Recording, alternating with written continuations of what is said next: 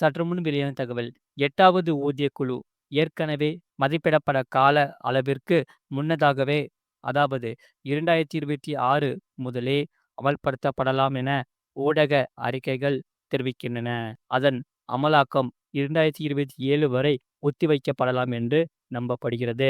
மறக்காம நீங்க லைக் பண்ணிக்கோங்க, சப்ஸ்கிரைப் பண்ணிக்கோங்க. மத்திய அரசு ஊழியர்கள் மற்றும் ஓய்வூதியதாரர்களுக்கான நீண்ட கால காத்திருப்பு இப்போது முடிவுக்கு வருகிறது.